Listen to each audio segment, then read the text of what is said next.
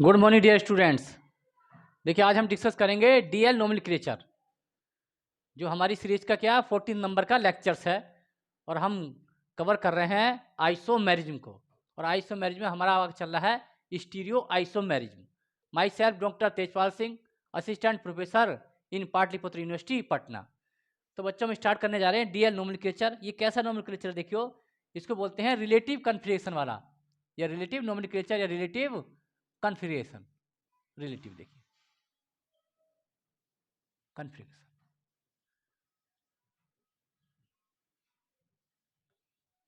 Relative क्यों बोलते हैं बताते हैं अभी आपको।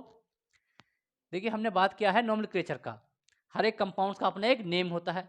जैसे हर एक व्यक्ति की पहचान किससे होती है, उसके नेम से होती है, वैसे कंपाउंड की पहचान किससे होती है, उसके नेम से। यही नेम उसकी विशेषता को यानी कि उसकी कैरेक्टरिस्टिक्स को बताता है, उसकी प्रॉपर्टीज को भी एक्सप्लेन कर देता है।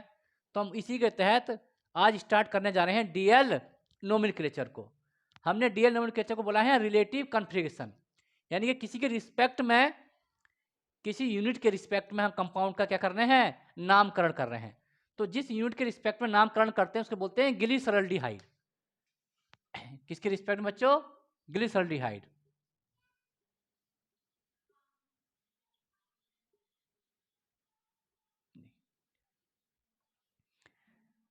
देखिए इसका फॉर्मूला है ग्लिसरॉल्डिहाइड का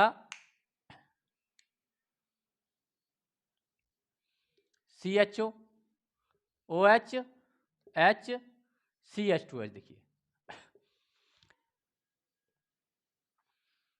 CHO H OH sorry CH2H। देखिए बच्चों इसमें आपको दिख रहा होगा, देखिए दोनों एक जैसा हो गया। इसमें आपको दिख रहा होगा, देखिए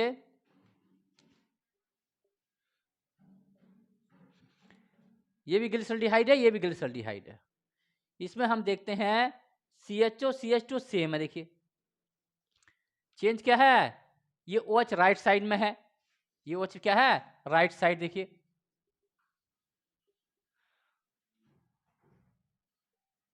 पहले ठीक था, देखिए है ना, है। और देखिए इसमें OH क्या है, लेफ्ट साइड। देखिए लेफ्ट साइड बच्चों। और अगर देखा जाए तो क्या है आपस का, ये मिरर इमेज है।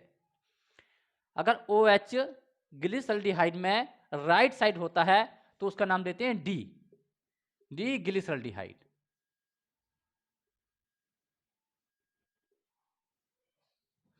और H किधर है, लेफ्ट में। और अगर OH लेफ्ट में होता है और H राइट में है तो बोलते हैं L ग्लिसरॉल्डिहाइड। L glyceraldehyde. तो सब किसका खेल है, H और OH का। यानी कि OH राइट में है तो D और OH लेफ्ट में है तो L।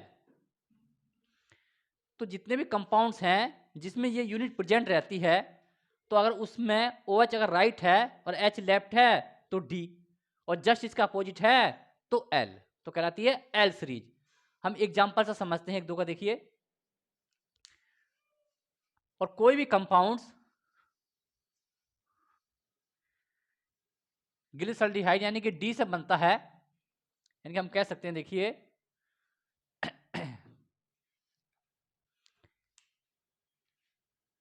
यानी any compound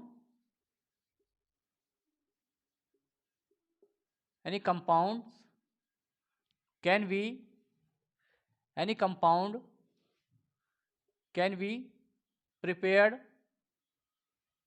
or formed from diglyceraldehyde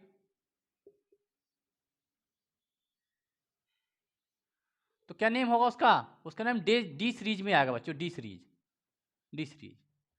अब कोई कंपाउंड अगर एल से फॉर्म्ड हो रहा है, ये एल से प्रिपेयर्ड हो रहा है, देखिए तो आता है एल सीरीज में।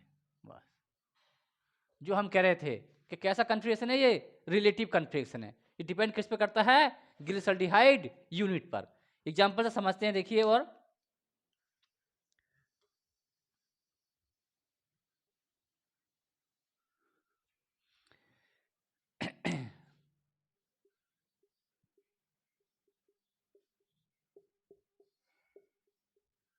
देखिए कौन सी यूनिट है ये, OH राइट में है, ये D यूनिट है बच्चों, डी ग्लिसरल्डिहाइड।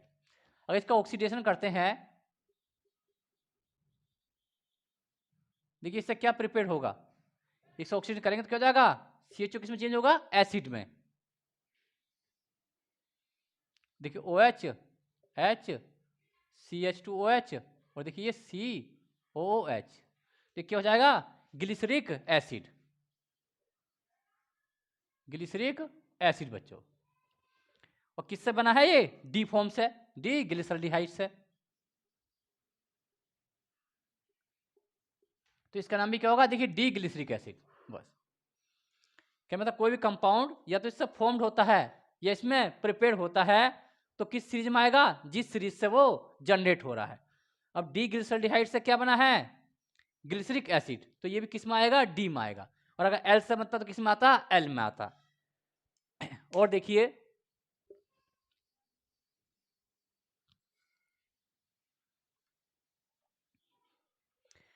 अगर कायरल जो कार्बन है, हमने अभी देखा ये कार्बन कौन सा है, ये कायरल कार्बन, क्योंकि 4 ग्रुप क्या हैं, डिफरेंट है।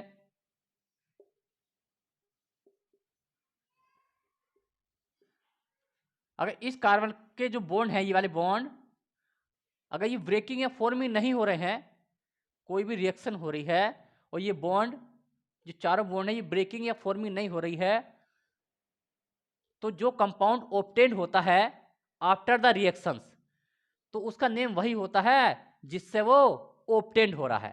तो जैसे इसकी सीरीज क्या है, डी सीरीज है बच्चों, डी क्या है, ग्लिसरल्डिहाइड है।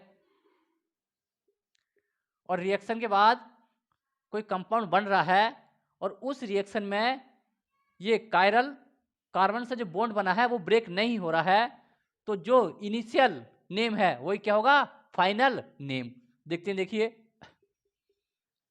ऑक्सीडेशन करा रहे हैं पहले इसका, और इससे करा रहे हैं बच्चों PbR3 से। देखिए ऑक्सीडेशन कराएंगे तो क्या जाएगा, सीधे COOH, देखिए। और ये क्या बन जाएगा, ये देखिए सीधे CH2, पहले CH2Br बनेगा, देखिए Br। और अगर क्या हम रिडक्शन कर दें, छोटा करते हैं, देखिए थोड़ा स्पेस मिल जाएगा हमको।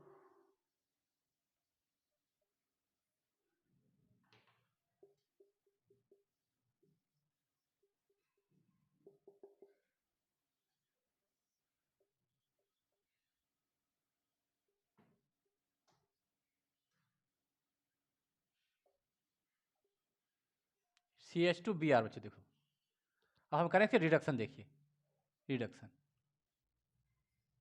तो क्या बनेगा, देखिए COOH OH H और देखिए बनना है CH3, देखिए रिएक्शन क्या क्या बन गया, CH3। अब ये क्या है, देखिए CH3 बात करते हैं हम ये भी किस टाइप का है, लैक्टिक एसिड। देखिए क्या है ये, लैक्टिक एसिड। अब हमने ये कहा था कि जिससे रिएक्शन फॉर्म्ड हो रही है जिस कंपाउंड से, तो ये क्या था, डी। और रिएक्शन में अगर जो ग्रुप कायरल कार्बन से अटैच्ड हैं, अगर इसका ब्रेकिंग या फॉर्मिंग नहीं हो रहा है, तो जो कंपाउंड रिएक्शन के बाद आता है, जैसे हमको क्या मिला है, लैक्टिक एसिड, इसका भी क्या नेम होगा बच्चों, डी। क्योंकि किससे ऑब्टेन हुआ है ये, डी से, डी ग्लिसरल्डिहाइड से। तो ये किसका नाम है, इसका डी। तो ये कैसा कन्फिग्रेशन है, रिलेटिव कन्फिग्रेशन। और देखते हैं, देखिए ये तो था जब एक कायरल कार्बन है। अब हम देखते हैं जैसे कोई 2 कायरल कार्बन हो, 3 हो या 4 हो, एंड सो ऑन। जैसे देखिए 2 कायरल कार्बन बच्चों, देखिए हम देखते हैं CHO, मान लिया H बना लेते हैं पूरा, देखिए ये हो जाएगा हमारा CH2, सपोज OH, देखिए ये OH, ये OH, ये H, ये H। एक बात और याद रखनी है आपको, अगर सेम ग्रुप सेम साइड में है तो इसको बोलते हैं एरिथ्रोज, एरिथ्रोज, देखिए एरिथ्रोज। और ये OH क्या है राइट में, तो डी एरिथ्रोज बच्चों, डी और एरिथ्रोज। अब डी कौन सा वाले से देखेंगे? देखो एक कायरल कार्बन तो ये है और दूसरा कायरल कार्बन ये है, तो बॉटम वाला कायरल कार्बन कौन सा है? 2। तो किसके रिस्पेक्ट में देखेंगे हम? सेकंड कार्बन के। किसके रिस्पेक्ट में? 2 वाला। जो 2 वाला कायरल कार्बन है उसके रिस्पेक्ट में नामकरण करते हैं। जैसे देखिए CHO HOH, देखिए ये OH, ये H, ये CH2H। देखिए हमको कौन सा कार्बन देखना है? ये वाला जो CHSO क्या हो? डिस्टेंस पर हो। तो ये क्या है? सेकंड नंबर कार्बन है। और सेकंड कार्बन में OH किधर है? देखिए राइट में है। इसको नहीं देखना है हमको। जो क्या है? सेकंड कार्बन है, जो सबसे बॉटम में कार्बन है। तो इसके क्या है? राइट में। तो ये भी क्या है? डी है। देखिए डी। और देखिए अगर इसको हम चेंज कर दें, CHO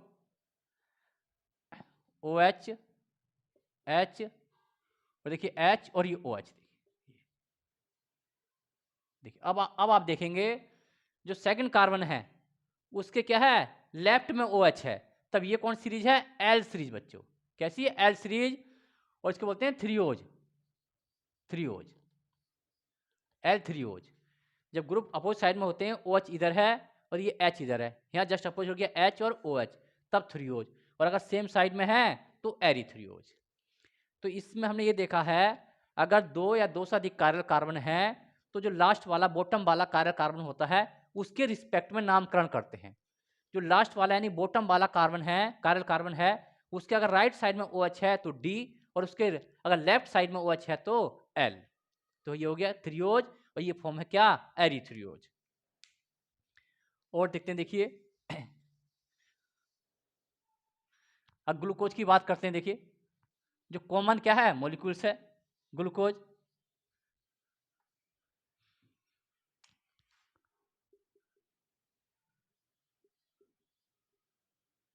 कितने कार्बन होते हैं ग्लूकोज में? 6 कार्बन। देखिए CHO OH H H OH, देखिए OH H OH H 1 2 3 4 5, देखिए CH2OH। देखिए हमने कहा लास्ट वाला कार्बन, लास्ट वाला कायरल कार्बन कौन सा है? ये है। देखिए बॉटम में इसके OH क्या है? राइट साइड में है। तो क्या नेम आएगा इसका? D glucose. डी ग्लूकोज बच्चों, ग्लूकोज। तो ये हमने कंप्लीट किया है आज DL नोमेनक्लेचर। इसका ड्रॉबैक्स क्या है? ये कैसा है? रिलेटिव कन्फिग्रेशन है। अगर किसी यूनिट में ग्लिसरॉल्डिहाइड यूनिट प्रेजेंट है तभी हम उसका नामकरण कर सकते हैं, और बहुत से ऐसे कंपाउंड में जिसमें ये यूनिट नहीं होती है उसके लिए ये एप्लीकेबल नहीं है। तो उसके लिए नया कन्फिग्रेशन आता है जिसको हम बोलते हैं एब्सोल्यूट कन्फिग्रेशन, यानी कि एब्सोल्यूट कन्फिग्रेशन या फिर RS नोमेनक्लेचर, जिसको हम अब आने वाले लेक्चर में कवर करेंगे। Thank you.